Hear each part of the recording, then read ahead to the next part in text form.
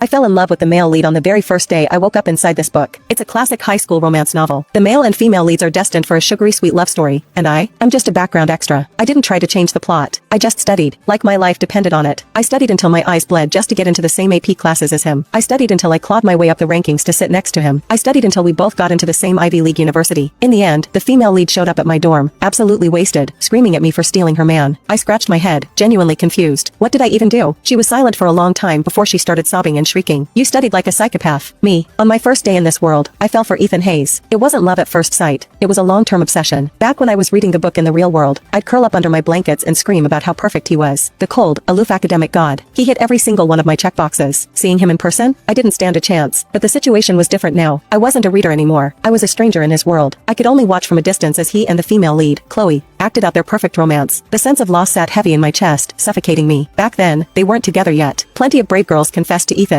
Without exception, he rejected them all with an icy politeness. I realized my crush had to be buried deep. I was just a nobody. Broken family, average looks, zero confidence. I didn't even get the standard transmigrator system or cheat codes. I had nothing. So, I turned my frustration into motivation. I studied hard, partly because it's what you're supposed to do in high school, mostly because of my own selfish desire. I wanted to be closer to Ethan. I didn't ask for much. Just being able to see him was enough. I became the girl who arrived at school first and left last, the one reading flashcards in the cafeteria line. During the sophomore year placement exams, I jumped 200 spots in the ranking and finally made it into the honors class, the same class as Ethan and Chloe. The first day I walked in, Chloe ran over immediately. Maya, who are you looking for? In the original book, I was a slacker. I was Chloe's plastic friend, gossiping with her by day, jealous of her shine by night. I was too busy being a hater to study. That's why she assumed I was lost. I tested into this class, I explained. Huh? She froze, then ran to the podium to check the roster. She came back, looking me up and down. Wow, that's a huge improvement. I smiled shyly and took my seat. Ethan sat on the other side of the room. I pretended to look out the window, stealing a glance at him from the corner of my eye. Chloe seemed to be telling him about me. He didn't look interested, but he did glance my way. I held my breath, forcibly shifting my gaze to my notebook. Close one. Almost made eye contact. The atmosphere in the honors class was different. Here, I wasn't a freak. Everyone studied during breaks. Everyone formed groups to discuss calculus problems. I stabilized my grades, ranking near the top. I followed Ethan and Chloe to the same prestigious high school. Based on entrance exam scores, I barely scraped into the same homeroom as Ethan. He was number one. I was third from the bottom. Chloe, however, fell into a regular class. The author separated them to create drama. Chloe would meet the second male lead, Jax, in her new class, sparking jealousy and angst. None of that concerned me. I just studied. For 2 years, Ethan and I had zero interaction, aside from being classmates. We were the kind of people who passed each other in the hall without even nodding. He genuinely didn't care. I was faking it. My heart would hammer against my ribs every time I saw him, but I kept my face paralyzed. Good job, Maya, I told myself. Since I was buried in books, my fake friendship with Chloe faded. By the time middle school ended, she'd basically forgotten me. But in high school, she suddenly became friendly again. She said I was studying myself into an early grave and needed to relax. Once, she invited me to hang out with her